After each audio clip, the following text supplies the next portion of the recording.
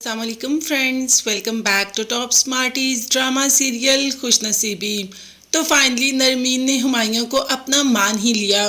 نرمین نے یہ مان لیا کہ جو اس کی قسمت میں لکھا ہے وہ اچھا ہی لکھا ہوگا، اسی لیے تو اب ہمایوں پر غصہ بھی نہیں ہوتی، اس کی ہر بات مانتی ہے اور ہاں اس کے ساتھ شاپنگ پہ بھی چلی جاتی ہے، جیسے ہمایوں کہتا ہے ویسے ہی کر بھی لیتی ہے۔ شاپنگ کے دوران آج گل سے ملاقات ہوگی۔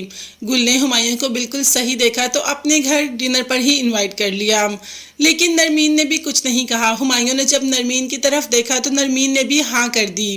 جیسے ہی گل جاتی ہے تو نرمین کہہ دیتی ہے کہ گل جیسی بھی ہے مجھے اس کے گھر بہت اچھا ڈریس پہن کے جانا ہے، ہمایوں تم مجھے ایک اچھا سا ڈریس دلواؤ۔ ہمایوں کی کیا مجال کہ وہ نرمین کو منع کر سکے، اسی لیے تو نرمین سے کہا کہ آپ جو مرضی ڈریس لے لیں۔ نرمین نے بھی کہہ دیا کہ گل جیسی بھی ہے میں اس سے زیادہ حسین ہوں، تو ہمایوں نے کہا بھئی آپ کا مقابلہ تو کوئی کر ہی نہیں سکتا۔ دوسری طرف اگر ہم بات کریں دوسری بہنوں کی تو وہ بھی باپ کے جانے کے بعد کافی آزاد محسوس کر رہی ہیں۔ خیر نرمین تو شادی شدہ ہے، اس کا تو سلسلہ ہی اور ہے۔ بات کریں ایمان کی تو ایمان بھی آج طلحہ کے ساتھ کچھ زیادہ ہی انوالو نظر آ رہی ہے، اس کی ہر بات طلحہ پہ شروع ہو کر طلحہ پہ ختم ہو جاتی ہے۔ اب تو آفس والوں میں نے بھی نوٹ کر لیا کہ طلحہ سر سے طلحہ پہ آ گئی، کچھ زیادہ ہی فاسٹ نہیں ہو رہی تم ایمان؟ اب ایمان بھی تھوڑا شرمندہ ہو جاتی ہے جب انم یہ بات ایمان کو کرتی ہے، اسے احساس ہو جاتا ہے کہ واقعی اسے یہاں پر ایسی بات نہیں کرنی چاہیے تھی، مگر وہ طلحہ کو پہلے سے جانتی ہے، اسی لیے تو وہ طلحہ سر کی جگہ پہ طلحہ پہ آ جاتی ہے۔ اب ہماری ماہین جو کہ اتنی بھولی ہے کہ اس کو کوئی بھی بہت جلدی بہت آسانی سے بیوقوف بنا لیتا ہے، اور وہ کوئی اور نہیں بلکہ کہ نہال صاحب ہیں۔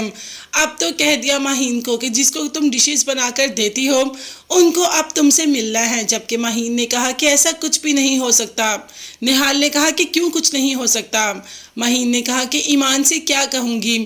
اب تو نہال نے بھی ماہین کو بھڑکانا ہی شروع کر دیا کہ تمہیں ایمان سے اجازت لینے، ایمان کو بتانے یا ایمان کو کہنے کی ضرورت ہی کیا ہے؟ بھائی یہ تمہاری زندگی ہے اور تم اپنی زندگی اپنی مرضی کے مطابق جی سکتی ہو، تم اپنی مرضی کے مطابق اپنی زندگی اپنی مرضی کے مطابق جینا شروع تو کرو، پھر دیکھنا تم اس میں کتنا سکون ملتا ہے۔ دوسری طرف باپ تو اپنی ہنی مون میں ہی انجوائے کر رہا ہے، مگر وہاں پر بھی بیٹیوں کو خاصا مس کر رہا ہے، اور مونا سے کہہ دیا کہ میری بیٹیاں میری طاقت ہیں، میں ان کو جتنا بھی ڈانٹ لوں جتنا بھی ناراض ہو جاؤں مگر اس میں بھی میرا پیار چھلکتا ہے، میرا ہر لمحہ ان کے لیے پیار ہی برستا ہے، اور مجھے ان سے زیادہ عزیز دنیا میں کوئی نہیں۔